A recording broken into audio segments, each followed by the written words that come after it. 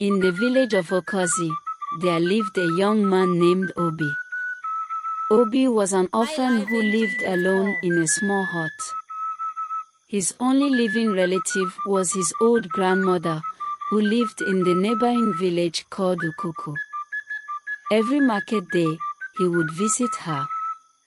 One day, she gave him lots of dried meat and foodstuffs. The bag he carried was so heavy it made him walk slow, and he arrived very late to Okozi, thirsty.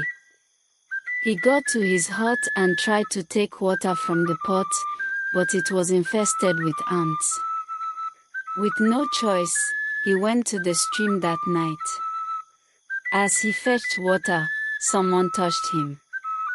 He turned to see a mermaid, who introduced herself as Oluchi. She was intimate with him and cautioned him to keep it a secret. That night, he returned to his hut with a smile and drifted off to sleep in a good mood. The next morning, his happiness turned to despair as he discovered his belly had swollen. Distressed and confused, he felt something moving inside. He stayed indoors, sleeping and consuming the dried meat from his grandmother. After a few days, the meat ran out, leaving him no choice but to venture outside for food. He began sneaking out, but one day, a palm wine tapper noticed him and informed others. Soon, the news spread like wildfire. Villagers whispered about Obi, children pointed at his hut, and elders exchanged glances. Many villagers visited to see the pregnant Obi, making him very shy. He cried and begged the gods to take his life. The news reached neighboring villages, and people traveled to Okozi to see the pregnant man. The elders of Okozi summoned Obi for questioning, but he remained silent, looking at the entire village without a word. "Obi, why are you quiet? Please say something. We don't know if what you have inside is a blessing or a curse. We give you 5 days to answer, or you will be banished." That night, Obi went to the river, crying, "Oluchi, show your face. What have I done to deserve this? This burden is too much for me to carry. Come and take it." Oluchi appeared, smiled, and told him not to worry, promising to defend him. Obi returned home that night, and 5 days later, he was summoned to the palace again.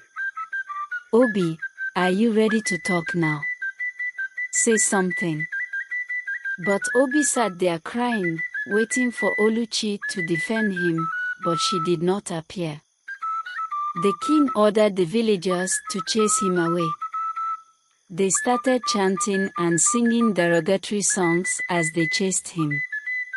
Suddenly, Oluchi appeared and declared, "The child inside him is a blessing, not a curse. The child is a warrior and will save this land. Anyone who touches Obi will face my wrath. Now, take him back and treat him like a king, or you will suffer." She also warned the king and elders, who immediately sent Obi back to his hut and apologized with a chieftaincy title. The villagers started visiting his house daily with different delicacies. His grandmother also visited and started caring for him. Obi became happy again, cradling his belly, feeling the flutter of life. One rainy night, Obi felt his first contraction, and the earth seemed to tremble in sympathy.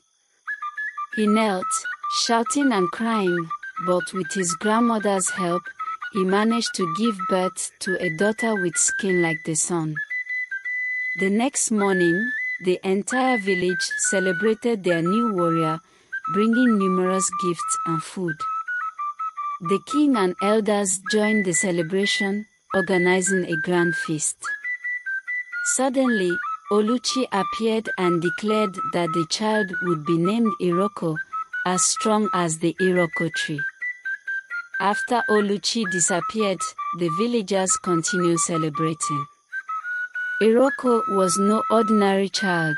She was unlike any other baby in the village. She was always angry, and other babies were scared of her. At the age of 5, she became a warrior, fighting her peers and even those older than her. The villagers raised her up in excitement, praising her. Iroko spent all her time with young men and warriors, leaving her father, Obi, very lonely. After his grandmother passed away, he started visiting Oluchi at the river every evening, spending quality time with her and begging to see her people. She took him to other parts of the river, but he kept insisting on meeting her sisters and mother. When Iroko turned 18, a war loomed. The village of Ututu threatened to wipe out Okozi. Iroko, angered, organized the warriors with the king's blessing and marched to the battlefield. She fought fearlessly, leading Okozi to victory over Ututu. They carried her back to the village as a champion. Everyone welcomed and celebrated her, but Iroko couldn't find her father, Obi. The previous night, Obi had gone to the river to see Oluchi and pleaded to meet her sisters. This time, she agreed. He met her sisters, who all fell in love with him, deciding to marry him and take him underwater. Oluchi was angry but powerless. Meanwhile, Iroko, tired of waiting, decided to go to the river to look for him. Oluchi, show yourself. Where is my father? My beautiful child, your father now belongs here. You can join us after your mission, Oluchi said. Never. I will never join you, Iroko responded, and a battle began. They fought tirelessly for 3 days and nights. Eventually, Iroko defeated Oluchi and brought her father, Obi, back, but he was never the same, becoming deaf and dumb. Watch out for the return of Oluchi, Part 2.